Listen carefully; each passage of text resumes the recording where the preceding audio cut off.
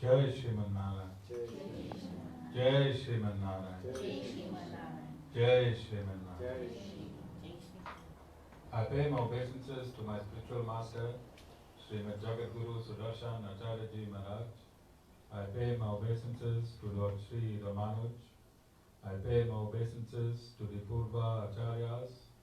I pay my obeisances to the 12 Alvars. I pay my obeisances to Mother Lakshmi. And I pay my obeisances to Lord Sriman Narayan.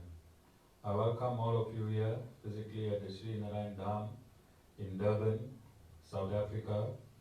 I welcome those that's watching this discourse locally, nationally, and internationally.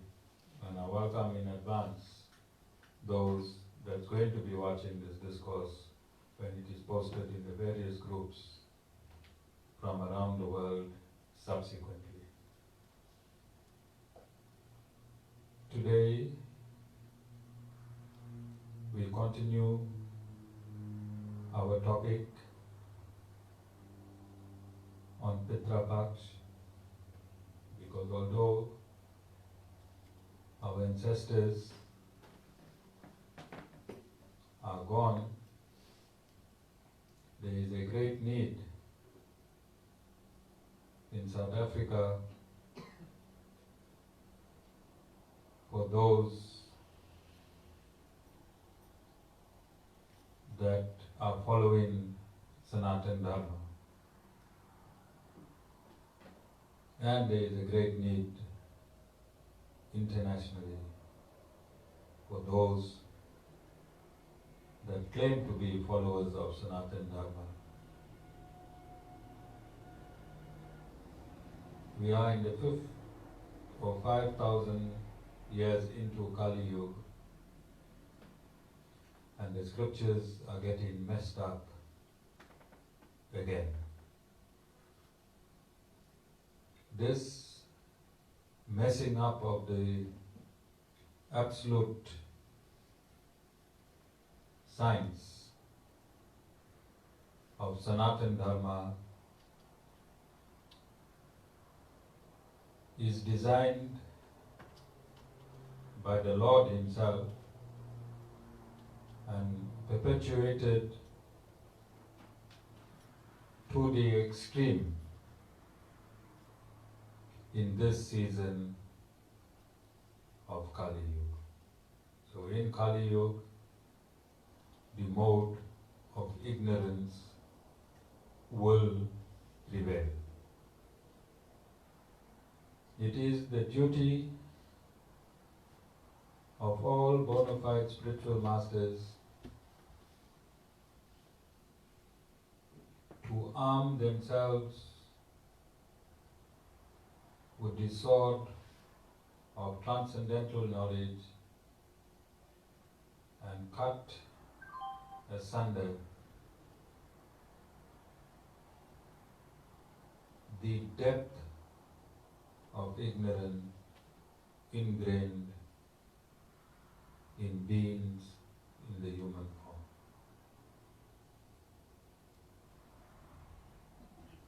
So gurus timelessly, from generation to generation, take the birth, specifically gurus in the Sri Sampradaya, take their birth to relieve mankind of the burden of ignorance and give them a one-way flight to Vaikuntha. And this is an arduous task. However, every destination has a start point, a midpoint, and an end point. And similarly, the Guru starts the mission with a start point, a midpoint, and an end point. So you, through your faith, your loyalty, your dedication, you factor in to the various points in this destination.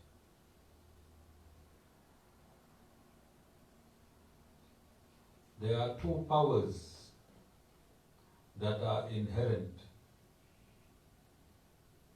in every living entity. The power of the divine and the modified power of the demonic. And this entire universe is within the clutches of the divine and the demonic. And there are times when the demonic masquerades as the divine to lead humanity astray. And it is the duty of bona fide spiritual masters to point out without fear those that are masquerading as the leaders of Sanatan Dharma. This is my 5th satsang on Pitru Paksha, and I have painstakingly traversed this topic from beginning to end with Vedic injunctions. And I've stated on countless occasions that Sanatan Dharma is an absolute science. The source of this absolute science is Lord Sriman Narayan. And various absolute scientists have taken their birth and transmitted this information as gurus from generation to generation up until the time it has reached you. And it was Lord Sri Ramanuj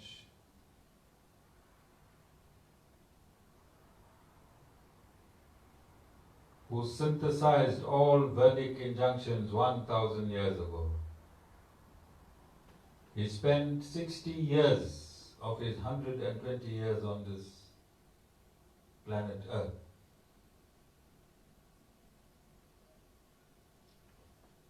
to bring the Vedic injunctions into its absolute state and have it delivered to mankind. He painstakingly and meticulously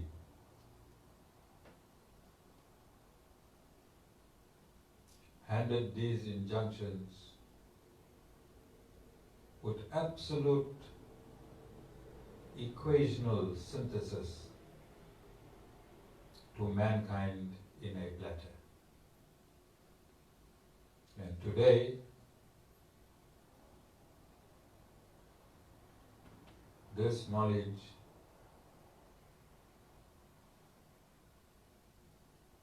is being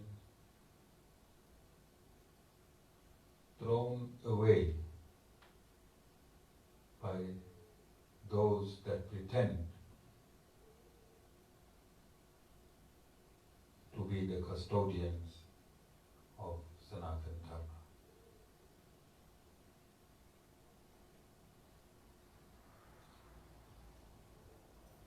In this week, Sunday,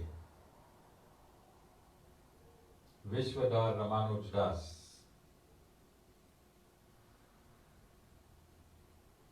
an aspiring disciple of this institution and also the Secretary General, did his Pitru Paksha in Johannesburg.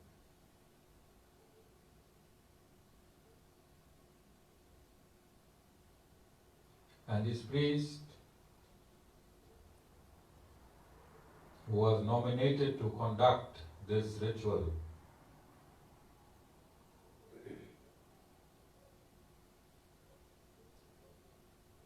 took 4 hours to complete this ritual. And the reason he took 4 hours is because he was gratified. This is what he had learned as a priest. This is how, upon the request of Vishwadhar Ramanuj Das, this is how the Pitru Paksha ritual was supposed to be done. And he was so overjoyed that he took a 2 or 1.5 hour ceremony into 4 hours, explaining in detail the performance of this ritual. So Vishwadhar Ramanuj Das, who is the coordinator of all the discourses, after it is prescribed, it is his job to put it together and post it around the world, called me quite late on Sunday evening. And he explained to me his delay in contacting me. And he impressed upon me quite a few times that he had no control over the Pitru Paksha, which took 4 hours. And in his discussion, he stated that there is a governing body in South Africa who purports itself to be the governing body of Sanatan Dharma or Hinduism, and who has affiliated itself to the government. So it is a controlling or a governing body of affiliates of Sanatan Dharma. I'm not going to name at this point in time. And in this conversation, Vishwadhar Ramanuj Das told me that this Pandit told him that they have instructions from this governing body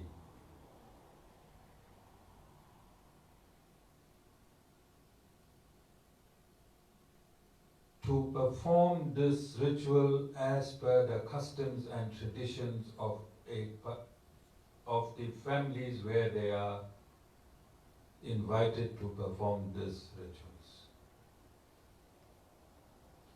They must not interfere with the traditions and the culture and the way these Pitru Paksha pujas are being done. They must not teach them. They must not argue with them. They must not enlighten them. Whichever family appoints whichever Pandit, that Pandit must do the Pitru Paksha according to the whims and desires of the family and not the way in which it has to be done. And this is a governing body of Hinduism or Sanatan Dharma in this country. And we were asked by the government to affiliate ourselves with this body. And we emailed them our constitution. And when they read our constitution, they stated that our affiliation was unsuccessful because it is the aim of this institution, the Sri Narayan Dham,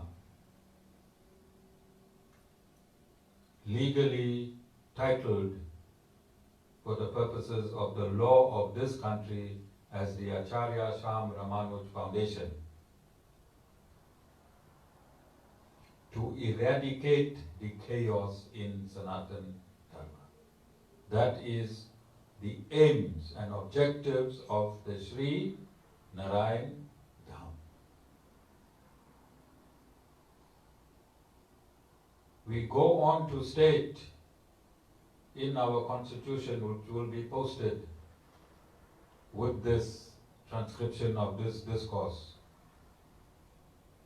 on exactly how we aim to do this and what evidence we will use and what sources of information we will use to eradicate the chaos in Sanatan Dharma, not only in South Africa, but around the world. This is the substratum, this is why we exist. This is the substratum, the existence of the Sri Narayan Dham, to eradicate the confusion of Sanatan Dharma in and around the world. This is why we exist as an institution and I exist as a guru from the Sri Sampradaya.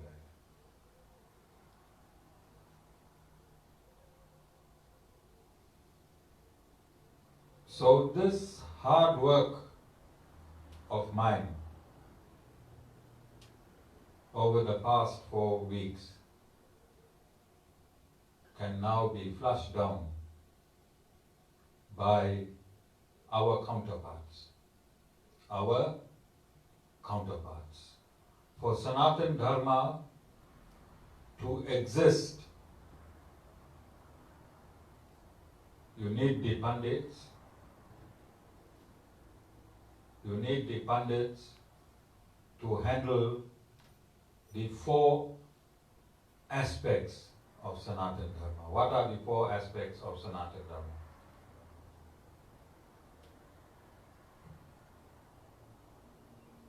Every community in Sanatan Dharma have to have this 4 aspects.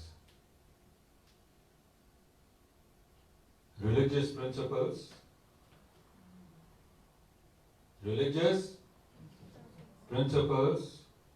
economic development, fulfillment of desires, and liberation. The first 3, dharmic principles, economic development, and fulfillment of desires, these are the ritualistic portions of Sanatan Dharma. These ritualistic portions of Sanatan Dharma must be done with a qualified priest, qualified in the Vedas, qualified in effecting the mantras that are prescribed for a particular need. And I want to explain. In material science, in physics, physical science, if you desire a specific result from a specific equation, then you have to follow the prescripts of physical science as per that equation to get the product of your desire. And in chemical chemistry, if you need to get a certain product by mixing 2 chemicals,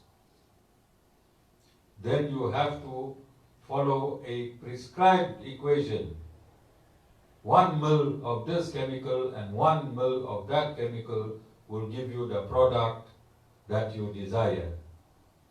There is already a periodic table in physical science, is there not, and chemistry, already set out by scientists.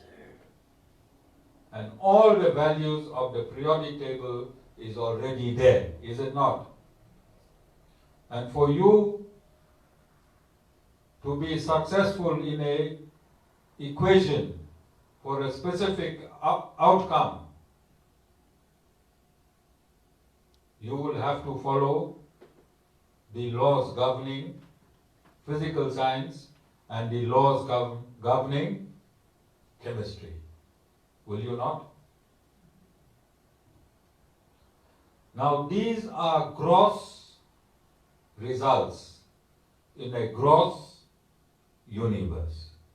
Gross results in a gross universe. This universe, specifically the planet Earth, exists in both a gross form and exists also in a subtle form. For your gross needs, you follow the material scientist. And for your subtle needs, you follow your spiritual scientist. You understand? And if you find the balance, the absolute balance in following your material scientist and following your spiritual scientist, your life on this planet Earth will be purposeful as a human being. All of you understand? So in this subtle laws, what the eye cannot see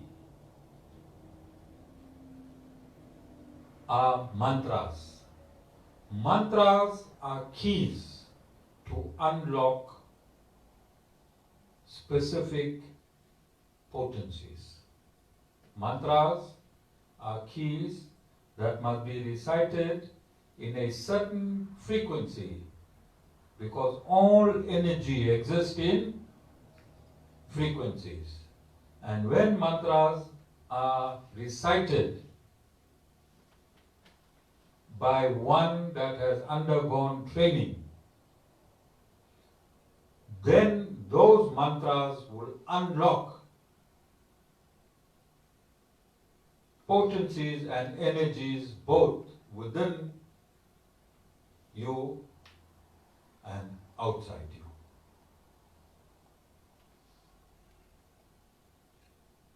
So mantras are perfected equations.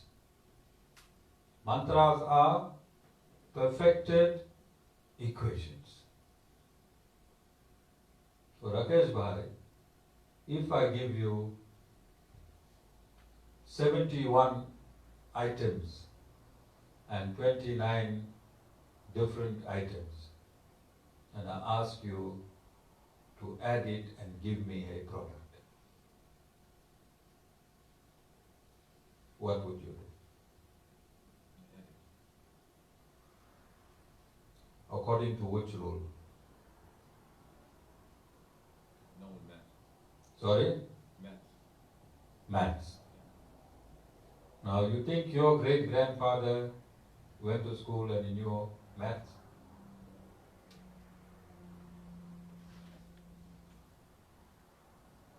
Highly improbable. So it means it would have been very difficult for him to add 79 and 21. For 71 and 29.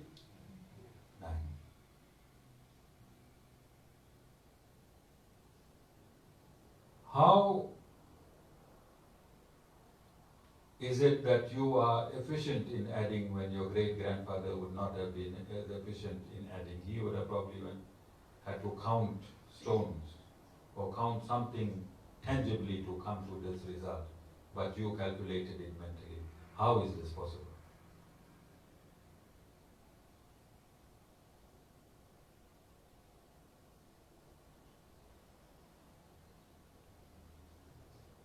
because you followed a prescription. This amount, in addition, means you must take the next amount on top of it and count altogether, isn't? You use this equation in your, because I used the word add. So you used a prescription that you were taught.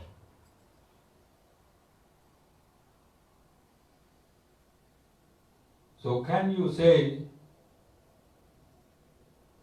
that because my great-grandfather did not go to school and he did not know how to add, I cannot give you this answer today because I'm following his tradition and his culture of not being educated at that point in time. Can you give me that answer?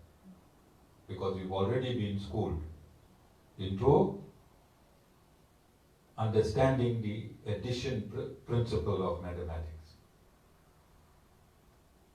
So can this governing body now, are they legitimate as per Hindu law to tell the priests and pandits who are supposed to be enforcing the teachings of Sanatan Dharma, who are supposed to be enlightening those that are performing the Pitru Paksha, to tell them, listen, if you do this Pitru Paksha the wrong way, your ancestors is not going to receive.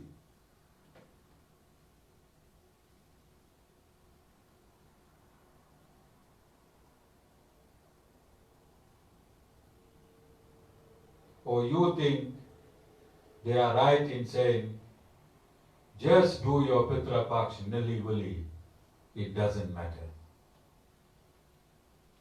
What do you think? Because those of you that have listened to me and did it the right way, what was the outcome? What was the outcome? What did you feel? What did you feel, Rosbal? I felt good. I felt my ancestors received it well. Okay, what you felt? I found solace within myself. And, So finding solace and finding happiness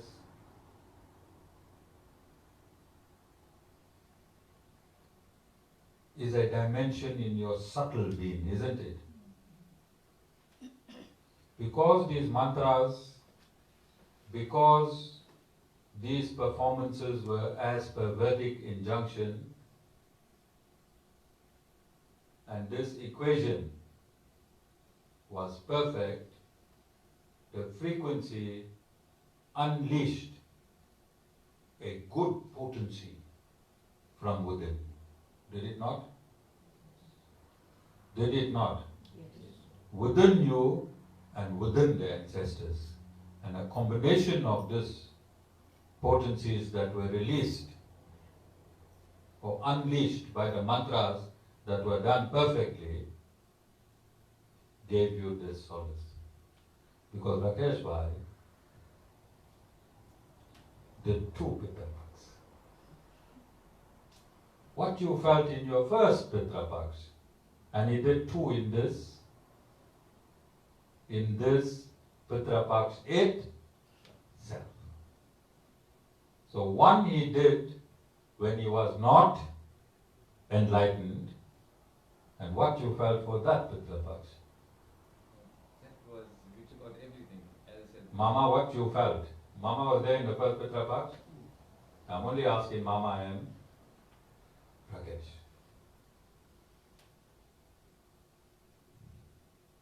I didn't find, it was like doing it, just because of the culture, because of the culture, the way it was. So you did one willy-nilly 1 week ago.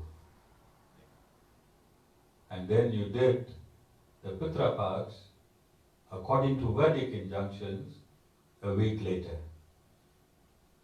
In the first Pitru Paksha, You felt It was duty. duty. The second Pitru Paksha Came from within. came from within. In that duty, what did you feel, Mama? I felt a relief. No, the first Pitru Paksha. Well, I do vegetable. First one. You did wood, Rakesh? Or you didn't do? No.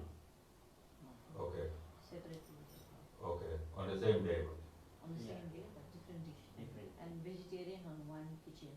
Okay. And Non-vegetarian on and the the other other kitchen. kitchen, yeah. Okay. Because I just want to, I told Rakesh Bhai that once you come in the satsang, if you don't get whacked, it's not the flavor of the Guru. And this is only his third satsang, and I start whacking in the beginning. Alright, I don't wait 1 year to whack you. Alright, but maybe 2 satsang, then after that I whack you. So this is your whacking, alright? So when I met him the first day, it was a Saturday, and I informed him and his family that this Pitru Paksha would meet is wrong. So Rakesh Bhai agreed with everything that I said, but he still tried to persuade me that there was so much of meat cooked. If I could allow him to leave it in the fridge, so he could partake of it after Pitru Paksha. And I told him, what do you think I told him? Get rid of the fridge. Yeah, get rid of the fridge, alright? But Rakesh being Rakesh Bhai, he tried again. And he forgot the Saturday's conversation. Sunday he landed here for satsang. And he said he couldn't find any poor people to give his meat to. There's no John Doe's where he stayed. He's from Belito. Alright? And then he had to impress upon him again that the meat must be given away. And then he did the next Pitru Paksha, which was Tuesday. Alright? And you can see they are in a blissful state. So Lord Narayan and their ancestors wanted to prove that the verdict injunction has to be followed, and they used Rakesh Bhai's family as the experiment. As the experiment. Alright? And from the day I started discoursing up until today, I am not a people pleaser. I am a God pleaser. My boss is God. And I only please God. And I want to give you an example.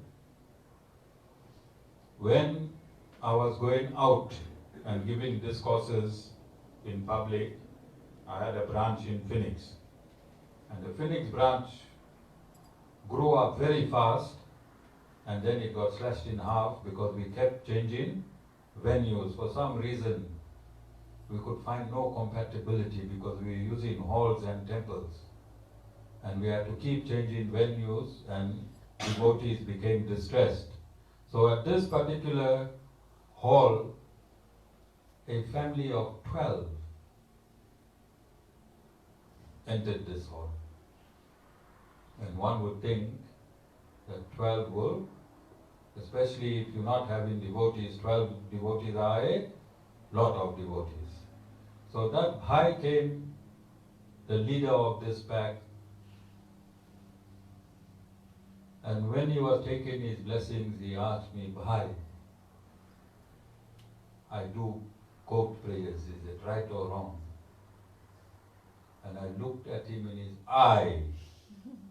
I opened my eye wide, and I told him, I know after I give you this answer, I'll never see you and your 11 again, but let me bless you and the 11 because you write here in the front. I haven't seen them to date. Okay? Because I don't care how many people attend my satsang. If I am teaching you absolute spiritual science, then I have to tell you the truth if you ask me a question. All of you understand? And similarly, this is a brave and a great family. They came to this ashram not knowing that this is an ashram. They came to feed the Gomatas. And Mama and Rakesh Bhai, Pitru Paksha was done. They were happy. No more fasting. And the president, I think 2 months before, authorized alcohol. So that Saturday they were rushing from here to any of the bottle stores. Alright? But they were advised by the Guru that it is wrong, especially within this 16 days. You have to respect your ancestors. And they had a right to be offended, but they were not offended. They landed back here on Sunday, and they are back here today. And I think they'll be here for a very, very long time. And they are an example to everyone else. If you come here with a preconceived ideology in respect of Sanatan Dharma, be like this humble family. See where Mama is sitting on the floor and playing his now. Alright? Humbly they accepted the truth. See Rakesh Bhai's mom. She's singing in the satsang, only third or fourth satsang. Jessica is here for 1.5 years. Alright? Need I say anything? Alright? So this is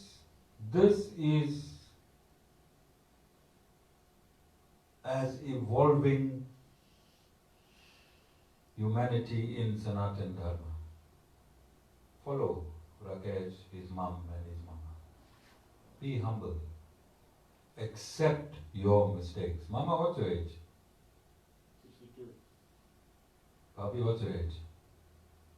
68. Imagine at this age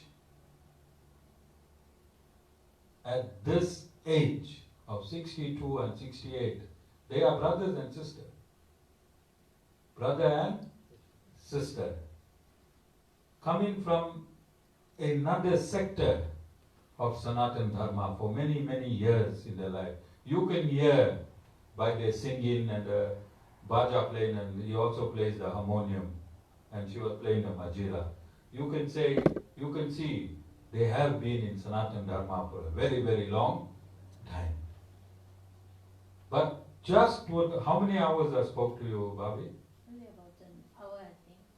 1 hour. And they left what they were following and they chose to follow this system. At that age, how many people you going to find?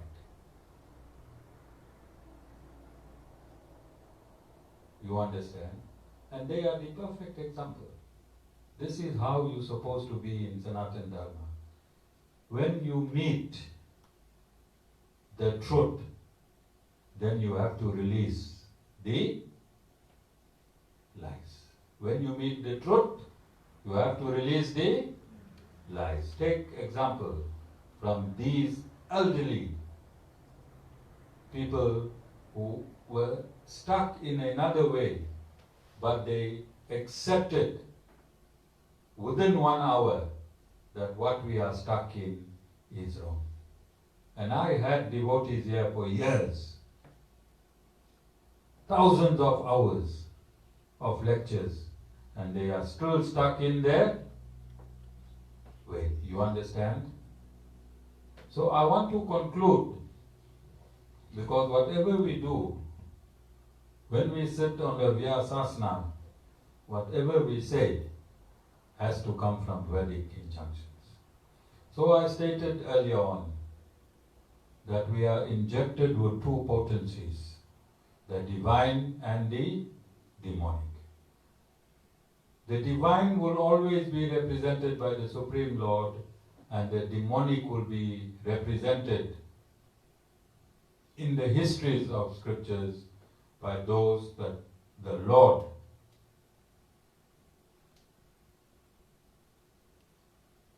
allowed to act. And I gave you the story of Hiranyakasipu. So the demonic will tell you not to do what the divine has instructed, isn't it?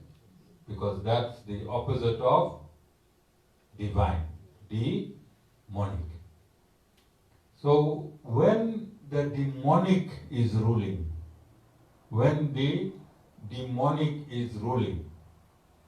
demonic will tell you not to follow scriptural injunctions. So this is the 7th canto of the Srimad Bhagavatam. And the Srimad Bhagavatam is a Purana. And a Purana means historically truth. Old. It happened in ancient times, but it is a precedent. Whenever God comes down and He enacts, whenever God is involved, then it is a Vedic injunction as per it being a precedent. Just like how in law you set a precedent, God comes down and He sets His precedent Himself. So I stated that this is Devilog. Above Devilog, there's another dimension called Pretalog. Above Pretalog, there's another dimension called Pitrulog. Alright? And our ancestors of 3 generations lived in Pitrulog, and if we conform to our regulator principles in performing the Pitru Paksha, then there is an evolution of the 4th generation from Pitrulog to the heavenly dimension, I've stated. And that's the reason why it must be done as per Vedic injunctions. So when Hiranyakasipu was ruling, he stated that he is God and all pujas must be offered to him. Is that against the scripture or with the scripture? Against the scripture. So when you do anything against the scripture, then the result will be negative and 0. So let's see. When Hiranyakasipu was annihilated by Lord Sriman Narayan, there were prayers being done by all the Devis and Devtas and all the living entities from the planet Earth and upwards. And in Canto 7, Chapter 8, Text 44, and I quote, "The inhabitants of Pitrulok prayed, let us offer our respectful obeisances unto Lord Nrsimha Deva, the maintainer of religious principles of the universe, full stop. He has killed Hiranyakasipu, the demon who by force enjoyed all the offerings of the Shraddha ceremonies." Shraddha means Pitru Paksha, performed by our sons and grandsons on the anniversaries of our death, and who drank the water with sesame seeds offered in holy places of pilgrimage. Full stop.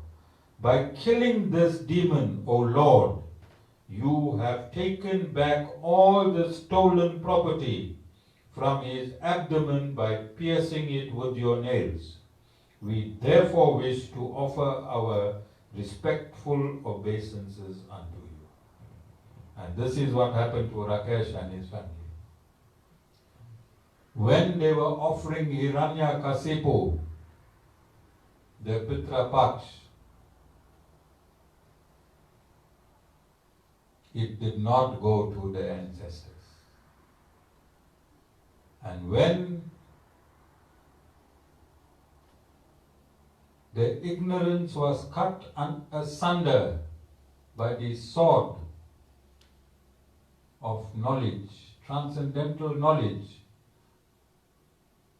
by the Guru, and they did this Pitru Paksha according to scriptural injunctions, then they themselves testified today that they felt that this had great bliss.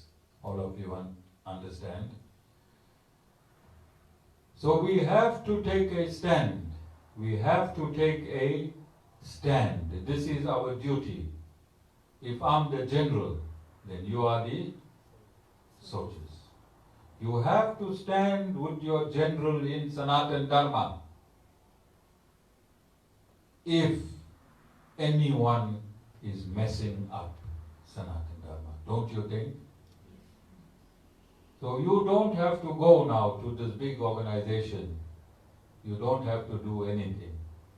All you have to do is live within the parameters of the scriptural injunctions. And by each one of you living within the parameters of scriptural injunctions and bringing in your friends and families and telling them that this is the right way to live, you become soldiers of Sanatan Dharma. And I'm very, very pleased with this group of soldiers I got, because this group of soldiers have no fear. You all are fearless. You all are here for a long time. And some of you have been infected with COVID-19, haven't you? But you were fearless, Sean.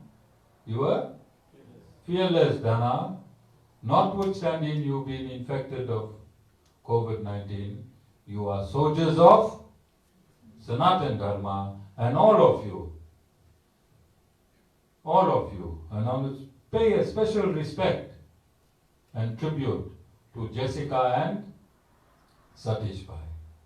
They have been working in the front lines from the first day that COVID-19 made its appearance. They have been frontline workers of COVID-19, but they never feared coming to satsang. And I want to thank both of you that they did not fear coming to satsang. They used the ashram to help those that were in need. They propelled the ashram to help those that were in need. And they went fearlessly to various communities and had them fed, had them clothed, and they have done a lot. And I, as their guru, I am absolutely proud. These are the soldiers I'm talking about. And I want you to be soldiers of Sanatan Dharma like this. We did not, no member of this institution violated any regulation of the protocols of COVID-19. We did not violate a single regulation of COVID-19. We lived within COVID-19. And I don't think there is any other organization in the world that does a posting of COVID-19 in every posting of theirs. tonight, if this posting is broken into 3 segments, then the regulative principles of COVID-19 is in the forefront of the entrance of every bhajan, of every morning arti. We have embraced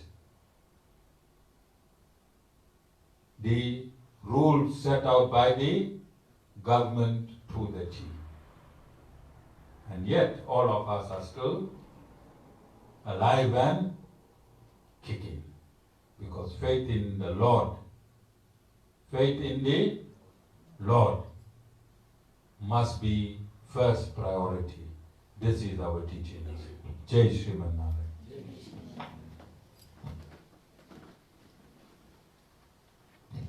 Okay?